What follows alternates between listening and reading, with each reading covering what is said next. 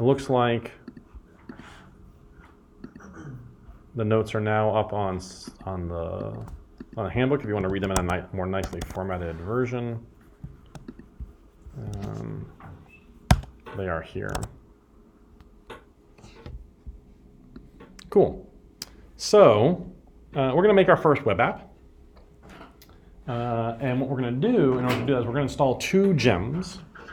We're going to install Sinatra and Sinatra-contrib. So these are the two gems we're going to install. So with anything, we're going to gem install Sinatra and Sinatra-contrib. Oops, and it looks like I have a typo in the instructions. I have Sintra, not Sinatra. Sinatra. Let me fix the Sintra. So gem install Sinatra, like literally like Frank Sinatra, that's what it's named for. Ruby folks love silly named gems you're going to find. So this is Sinatra after Frank Sinatra. It's internet before changing that? Do I just wait? You can Control C and run it again if you want. And Sinatra-contrib. Gem install Sinatra space Sinatra-contrib. So this is a one-time forever. Yep. When we install gems in our Ruby environments, they get installed into the global space, and we can use this gem now any place we like for whatever app we like. Right. So this is unlike yarn add, where it's project specific. Ruby maintains a central list of all the gems you've installed and all the versions, and we don't have project-specific gems, at least not in its default way. All right, so we installed these two packages. Two things. One, like I'm locked up on installing RI documentation. Yes. While that's happening, is there ever a situation where you install a gem and you install another gem that conflicts with those two? Is that ever an issue? Yes. So what we're going to see when we get to Rails, which I think we'll do tomorrow, likely, or Thursday, we're going to start using a tool called a bundler. And bundler is kind of like your package JSON, where we say not only do we want Sinatra, but we want this version of Sinatra. So every project we're going to use, we're going to tell it essentially the versions of the core libraries we want, and it's going to work out all of the interdependencies to make sure we have compatible versions of everything. So we can install two different versions of Sinatra and use one of them on project A and use a different version of Sinatra on project B. The difference being the way Node resolves this is you get a copy of that library in your project in that Node modules folder that ends up being hundreds of megs. What Ruby does is puts all of your gems in one central folder and keeps multiple versions, and then projects can kind of pick and choose which versions of what they want. And when we get to Rails, we're going to introduce this idea of bundler, and bundler kind of says, which version of what do you want? Cool, good question. So here's our Sinatra gem. Let's do a code dot. And we're going to make our first Sinatra web application. Should it take a little while? I've just got To install? Yeah. Yeah, probably the RI and the RDoc take a while to install. If that gets to be a pain, I'll give you all some shortcuts that you can use to turn that off. I don't install the RI or the RDoc. The RDoc is the local documentation. So you can say like RDoc space and like array, and it will show you all of the documentation on arrays. I tend not to like to have the local documentation because I will use something like DevDocs instead. So if that installing RI and installing RDoc takes too long, like come see me and I will drop in Slack a couple lines you can add to a file that will skip that part. But while that's going on, you can start a new terminal. And let's make a new file. And you'll just want to probably put this in your notes section, like in your SDG folder where you keep example apps. You can make your own folder for it or not, because the app is just going to be one Ruby file. So if you want a folder for it, you can mkdir my first Sinatra app, cd my first Sinatra app, but you don't have to. So you just mkdir intro to the web and sinatra. Mm-hmm. Yeah. So for me, I'm putting this in our cohort notes. But if you're putting this in your SDG, you can just make a folder called Sinatra, or you can make your Sinatra, then CD Sinatra, and then code dot, or you can call that folder whatever you want, or you don't even have to have a folder for it. Right? This Sinatra app's going to end up being just one Ruby file for now. We're going to keep it pretty simple in the beginning. So I'm going to call my Ruby file hello-world. I'm going to put this content in it. Right, my file is called hello-world. And let's go through this and break this down, what this is doing. So this is my hello-world.rb. It's going to require the Sinatra library. Right? This is going to tell Ruby, oh, this Ruby program is going to use Sinatra. That's what the require statement does. It's like the import statement in JavaScript that we used for React. Same idea. Now we're going to have Ruby, but with all of the Sinatra superpowers. So we're going to require Sinatra, and then we're going to tell Sinatra using Sinatra's little language here. You've noticed we've gotten a new keyword called get. We can get slash, and we have one of these do blocks, right? Every time we see this do end, this is a Ruby block. It's a little snippet of code that's associated with this. So the do end here is associated to this get slash. Kind of like when we were doing arrays, right? And we did scores.each do score, put score. Right? When we had this block, we said that this do here is related to the scores each. We have the same thing here in this syntax. So what we're saying is every time someone does a get to the slash URL of my little first web page, what I want you to do is tell them, return to them, hello world. Is this similar to like the route? Mm-hmm. Yep. Yep. This is similar to route. When you see slash, like you do in React Router, what I want you to do is just spit back to the browser, hello world. And we said that Ruby leaves out the return keyword when the last thing of the method is what we want. So we don't have to put return here. We'll just say hello world. So please use Sinatra. When you see a user getting, and we're going to talk about put, post, and delete in a second, slash, please just say hello world. Let's save that and let's run our Ruby script. Ruby hello world. Right? So all of our Ruby scripts for now, we're going to run with Ruby and the name of the script. And you'll notice now, I don't have an interactive terminal anymore. I don't have a prompt, or it's not waiting for me to type anything, but it did spit some things out, and it said that we're running Sinatra 2.04 has taken the stage on 4567 for development with backup from Webrook. So this 4567 is the port number where my server is running. So if I flip over to my browser, now I'm gonna browser side by side. Finally, we're gonna get back to here.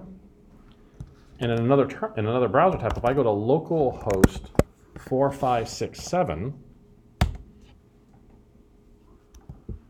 if I typed it right, hello world. Right? Here's my hello world. Right? This is our first backend server. We did a GET request because that's what a browser URL fetch is. And we didn't put anything after here, right? Just a slash or nothing. Sinatra woke up and said, oh, he's asking for get slash, just like I did get slash HTTP 1.1, hostname, blah, blank line, here's our HTML. It just spit back, hello world. What would happen if I did slash tacos? Aha, I get an error message from Sinatra. Look how pretty the error messages are. Sinatra doesn't know this, did he? Try this. And it's telling me, if you want this, I should do get tacos do?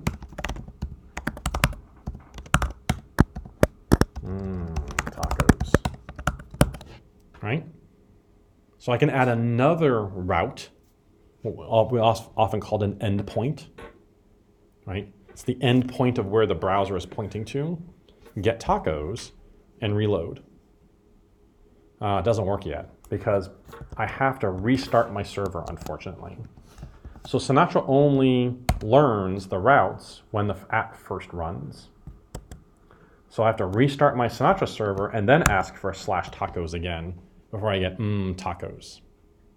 So how did you get the localhost 4567? You just opened a new tab? Yeah, I opened a new tab on my browser and it told me here, Sinatra has taken the stage on 4567. Right, that's kind of the default port number for Sinatra, where AppApp uses 3000, Sinatra uses 4567. Right, and you can see here now in my console that what we heard from the user is get tacos HTTP 1.1. Doesn't that look really familiar to what we were just showing you in the telnet, like low-level part? Sinatra is showing us what does that request look like, and then it's telling me which route in my Sinatra file did that get handled by. It's telling me that I gave a 200 response for 11 bytes, and this is how long it took in time. It took 6 milliseconds to do that, right? If I leave the tacos out and make another request, we get hello world. Here's that request, right? The user sent us a get slash, and we went to the slash endpoint, right? So I can keep defining more endpoints and get more responses back to my requests, right? This is essentially what making a backend server is. I need to tell it in some language what I'm doing, a get, a put, a post, or a delete, to where, how do I respond? At a high level, that's all that a backend server is. Everything else is just more details based on top of that, right? Which verb, which route, what should I respond with? Let's make this do a little bit more.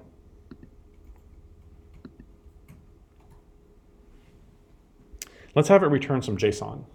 For the tacos, you just did the get tacos, Mhm. and then you have to rerun it on your terminal. Yes. And then it should work. So if you stop Sinatra and restart it and do /tacos, you'll get, yeah, How do you stop it again? Control C. Okay. So if you're running Sinatra and you want it to stop, Control C, and you get your terminal back, you can just up arrow and run it again. At the end of today's notes, I have some details about how we can not have to do that. If you want to look ahead, at the very end of today's notes, you can add this line at the top of your Sinatra. It's at the very bottom of today's notes. This turns on the reloader. So now, if I rerun my Sinatra one more time with the reloader turned on, now I can add more endpoints. Right, I can go to /Tuesday. And then if I do get /Tuesday, yup, it is Tuesday. Right, and I save my Sinatra file. It doesn't cause my browser to reload, but if I do reload my browser, right, I didn't have to go back and restart Sinatra. So Sinatra's reloader allows me to change my Sinatra code without having to stop it and restart it. So you may want to throw that line at the top of your file, right? That's at the bottom of today's notes. It says, hey, if we're in development mode, if we're working on our local computer, please, Sinatra, use your reloader so I don't have to keep stopping you and starting you again. Makes it a little bit easier. So one of the other things we can do is we can add require Sinatra JSON. This teaches Sinatra what JSON is. So let's change our slash. Instead of saying hello world like this, let's have it return JSON by saying the keyword JSON. And then let's have it return the string hello world as an array. So this is a Ruby array right here. Plain old Ruby array, like scores equal or words equal. And we're passing that to the JSON method for Sinatra. Now if we look at our slash page, aha! Anybody look, does it look familiar to anybody when you were working with APIs? We've now made our first API. Our API says if you go to this site slash, you're going to get back a JSON array of 2 strings. Right? By telling Sinatra we want to return JSON, and then this is the JSON we want to return. It formats this out as JSON. So adding the JSON just now, that's the difference from making like a front-end app with Ruby, kind of, because it kind of looked like we were making somewhat of a front-end. Yeah, we were making the back-end portion of a front-end app. Okay. Right, so all we're doing now is we're making the back-end portion of a front-end app. And that back-end could return HTML, right? But could also just return JSON. So back-end apps that are full, what we call monoliths, they also do all of the HTML processing. The style that we're going to do over the next couple of weeks are just API-style backends, where we just return JSON. Michelle, you got a question? I'm just not sure that I restarted mine correctly. I did Control-C and added. And then did you run Ruby space hello world again? I did, and then it gave me, oh wait, maybe that. Got it?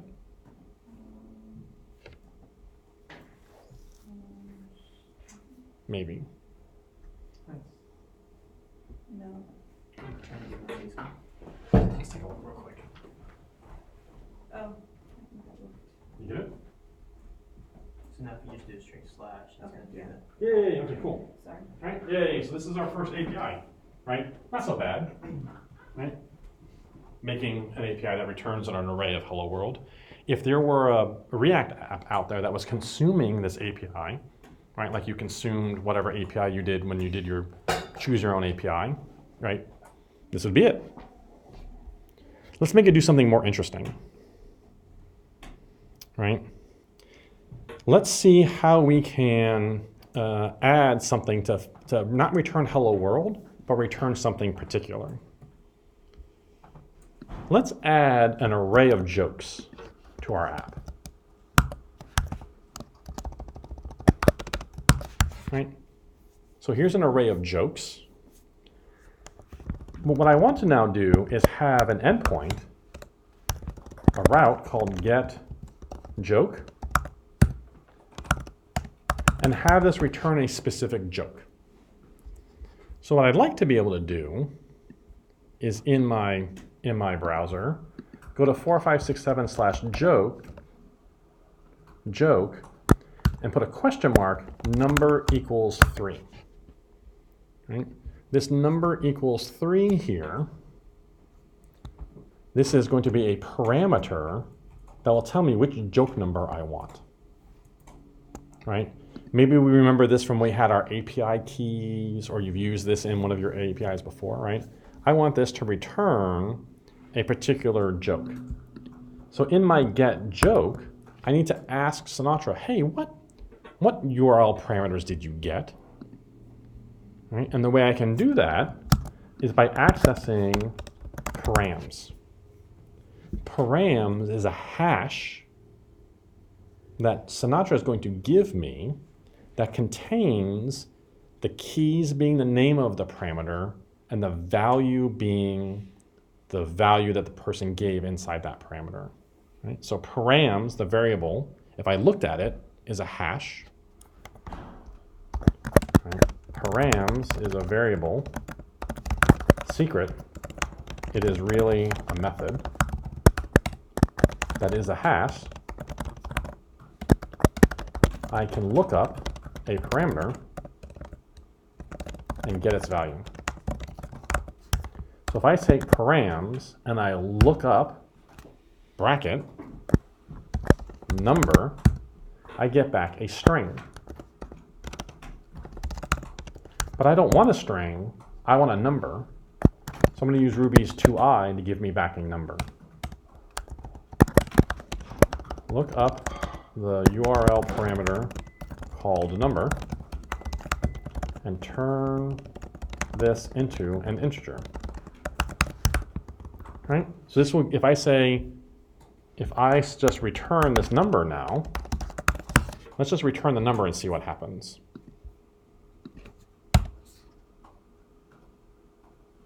I want to say JSON number. Right? Why did I get a 3 here? Because my number is 3. If I put in number equals 42, it just says 42 back to me.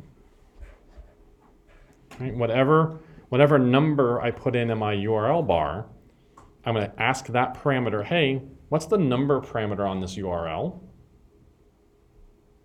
Give me that, look up that in the hash and give it back to me as a number. This is just like React Router, right? /:. But I just don't want to return the number. I want to return the joke at that number. Or what do I call it? Jokes. Let's take that number and look up that index in our jokes, and let's return it as a JSON.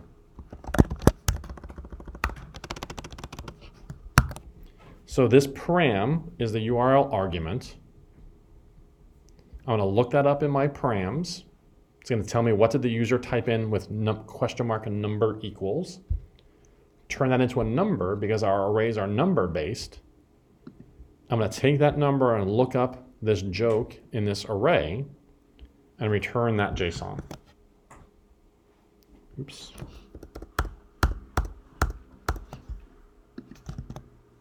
There's no joke 42, but there is a joke 3. So params is the keyword to get the number that the user's input? Yes. Okay. The params is a variable, but it's really a method that gives me all of these. Okay. So if I had other parameters, if I had number equals 3 and like, adult true or false, that would be a different param. So all the params are all the values in that URL bar. And you're defining, like where it says number in the URL, you're defining that right there after params and then brackets? Mm-hmm. Okay. So I'm asking the params, please give me number. If I, instead of calling this number, if I call this which joke, I would put which joke in here. Okay. Right? That gives me back a string. I use Ruby's 2i to turn that into a number. I look up that number in my jokes array and return that JSON. So if I ask for joke number 2, there are only 1, 0 kinds of people. If I ask for joke number 4, what do you call a fake noodle? And then pasta. Ha ha ha ha ha. Tried to find some good dad jokes. I love that joke. Yeah. Right? So now we have an API, but it's dynamic. Right? Now I can ask for a joke and tell it which joke number I want. I go look it up inside of an array. Right? Question? So the Sinatra reloader, so that's so we don't have to go back and run the Control program. C and run it again. So Mhm. mine is not doing that. Do you have Sinatra Reloader at the top? And have you Yes, I do. have you restarted at least one time since you've added that? That's what I did not do. Yeah. So one more time you have to reload it. So Sinatra Reloader is live. Okay. So this is awesome, but this URL is a little funny, right? This question mark number equals blah, right? We've seen when we did React Router, right? We want to be able to do like joke/4, right? This looks more like what we're familiar with, right? /joke/4. Well, Sinatra allows us to do that, right? What it wants to say is, hey, get joke/4. But we don't want joke/4. We want any particular joke number. So guess what? That syntax looks a lot like React Router. The colon number says that's the part of the URL where you're going to get the joke number. And guess what? The rest is the same thing. Except I'm going to use the term ID rather than number.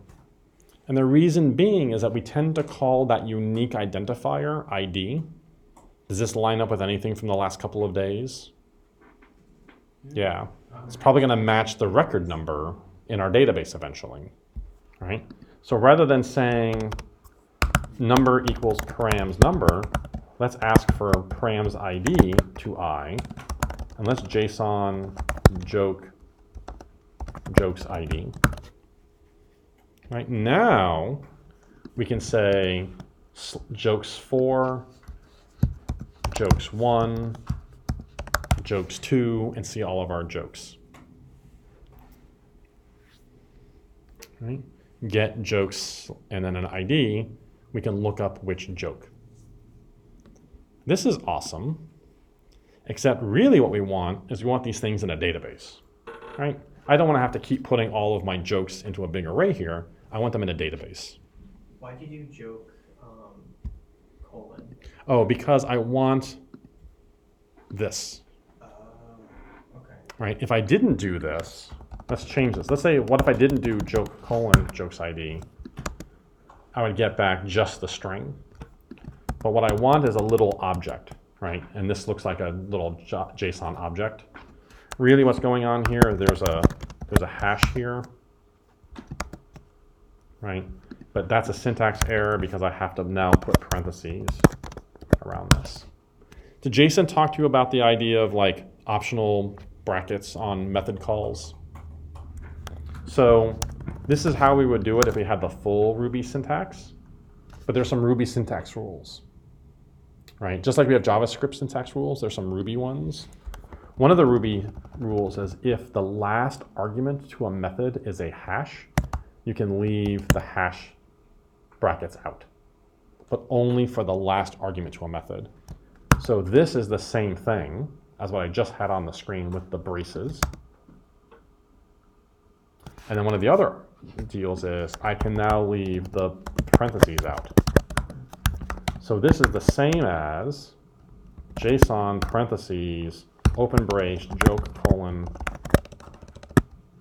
jokes ID, right? But the second one is a little clearer, right? It's just a more minimal syntax.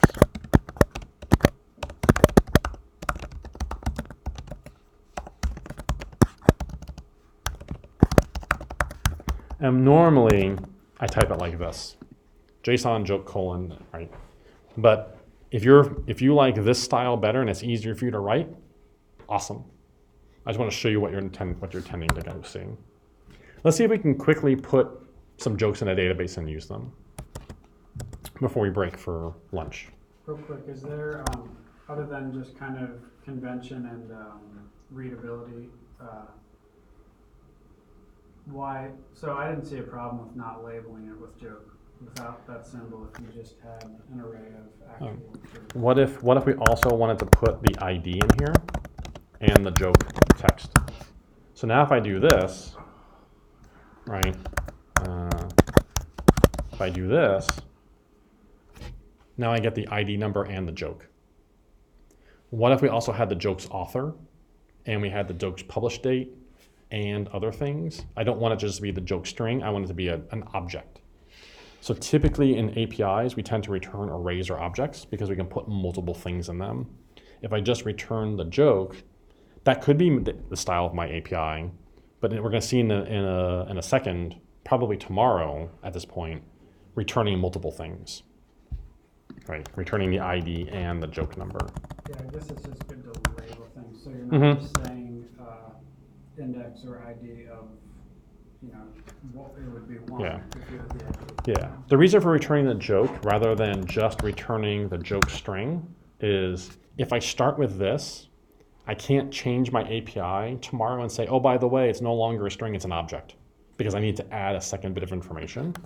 But if I start with this, right, I can add a second thing to an object without breaking someone's expectations as to what my API is returning. So that's why I tend to always start with an object, even if there's only one thing in it, because it's easier to keep appending than it is to change. So let's create a database.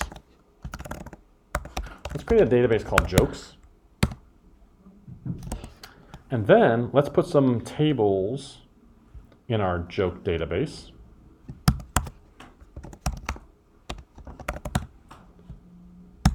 Let's create a table called jokes that has a serial ID and a punchline that's text. So we did create DB jokes, and then this create table jokes ID serial punchline text. Feel free to copy pasta this from the lesson. And then let's just insert into jokes punchlines values. What makes jokes funny? Timing.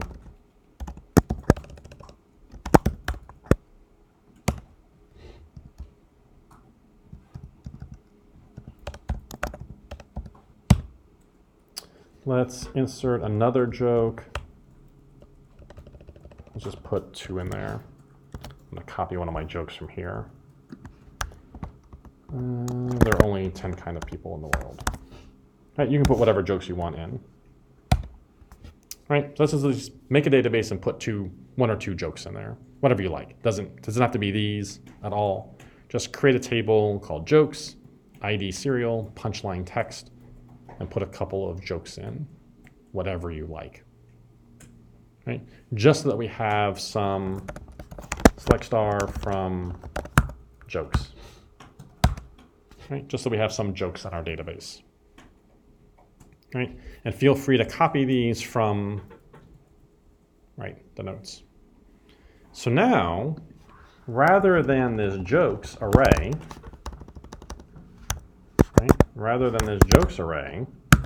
let's require active record. Let's add active record to our app now, and the boilerplate that we had for connecting to it.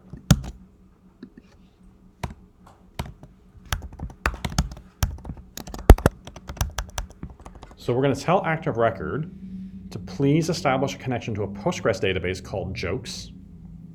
And then let's teach it the class joke is an active record base. Right? This looks a lot like the console apps we were doing last night, except now we have this inside of a little Sinatra app. So we're going to establish a connection to jokes and define our active record base. Now, let's change this to, rather than look up our joke, right? Rather than this, let's go find our joke. The joke from the database is our joke find. So we said the find method on active record finds one item by its ID. And here we can just say params ID. Because active records find doesn't care if you give it a string or a number. Right? You can find the string 2 and get record ID 2, or the number 2. And now we can say the JSON response should be joke is the joke from the database.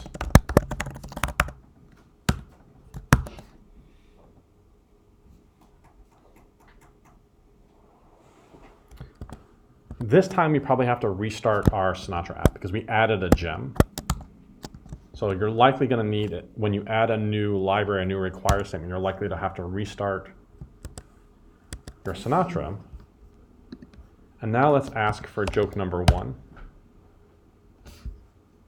Oops, what happened? Unknown primary key for table.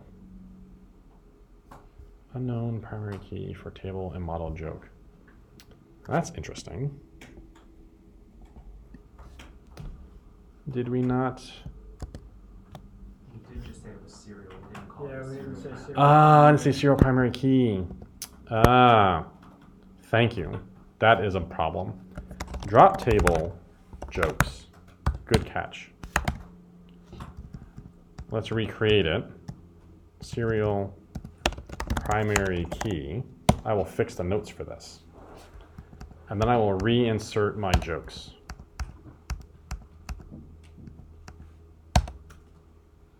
Now let's try it. Single quotes for strings, right? Yes. And then let me restart Sinatra.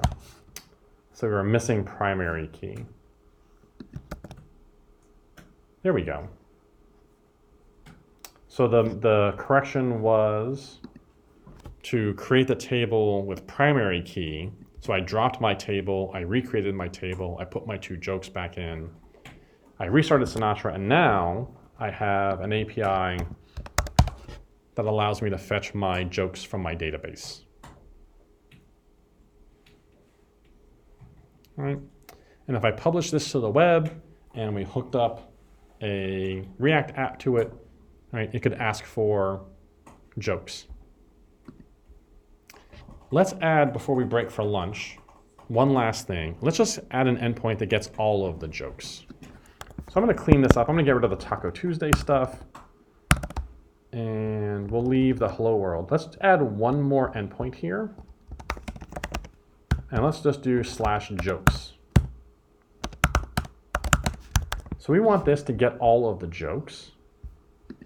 Let's make a little variable called all jokes that is joke.all, right? And you probably had this yesterday. This gets you all of the elements in the database.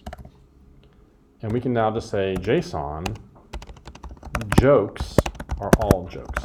Notice I'm using the plural as my key because I want to say this is going to be an array of things. And if I come into my URL and just do jokes, undefined method, oh, jokes.all. My autocomplete got me. Right? Here are all the jokes. Right?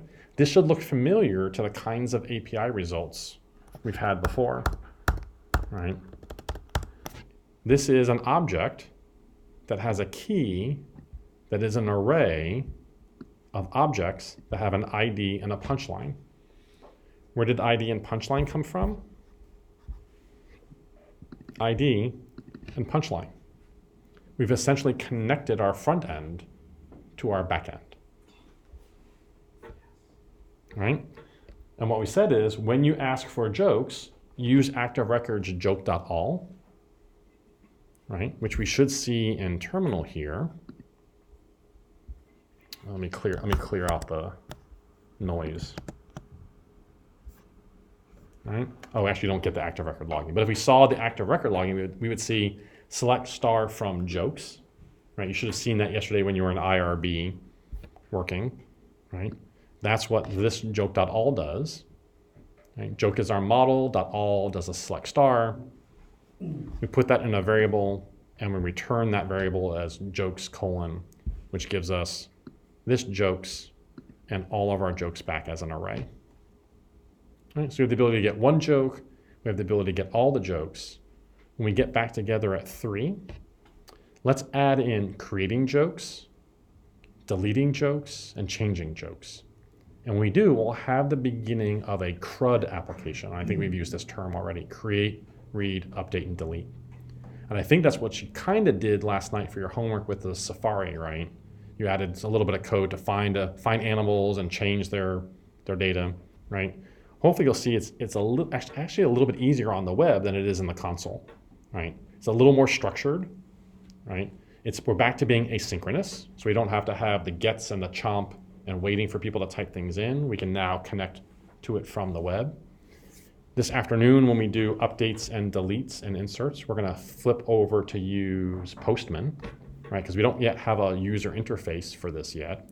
So we'll just use Postman as our interface instead of the web. And it'll be just like we are defining the API that in the past we've been using from other places, right? And hopefully you can appreciate here, this is kind of a good example of using existing libraries for their power. We don't have to write all of this stuff, right? We didn't write any SQL statements, and there's not a bit of SQL in here, right? Joke.find, where's our joke.find? Joke find based on parameter ID. Select star from jokes where ID equals, that's what this would be. This gives us our select star from jokes. That gives us an array of joke objects that know that they have an ID and a punchline. If we went back to our table, we added a third element, like maybe the author of that joke, none of this code over here would have to change, right? And if we reloaded this, we would then get ID, punchline, and author. Because active record says, I'm going to automatically add an attribute for every column in the database. And when we do the JSON version of it, we automatically get all of those columns back out. right? Bridging the front end API request to the model of the database we have on the back end. This code here is kind of the glue between those two things, right? And you'll notice that we haven't written a whole lot, right? Pretty minimal, right? We get that from the power of Active Record, that library, and Sinatra, right? Sinatra is going to do our routing and our JSONification. I think yesterday JSON showed you like JSON pretty generate, right? That's kind of what's going on here, right? That gives us this pretty JSON over here. This is kind of our JSON pretty, right? This JSON keyword that comes from Sinatra. Takes whatever we give it and gives us a nice pretty version of that JSON, right? So kind of tying everything together. At this point, if we have update and delete, we kind of have all the tools we need to build any API we want, right? And we'll finish that part when we get back together at 3. Any questions on this before we close? We'll talk about it again at 3, right? I know it probably seems a little bit like magic, right? It's like, it's not a lot of stuff and there's a lot of magic going on, right? That's kind of the good and bad point of this stuff, right? It's awesome because we don't have to write a whole lot, but every line is kind of doing quite a bit, right? I would suggest just kind of looking at it and just like thinking about what each thing does individually. Feel free to like go in and mess around with it, right? Like go in and change this all to a where clause like you did before, right? Guess what? Your homework is essentially going to be taking your yesterday's assignment and turning it into a Sinatra app. So all the things that you did yesterday in the console, you're going to build endpoints to do it, right? And they should end up looking a lot like this, especially when I show you the updates and the deletes this afternoon. Cool? Cool.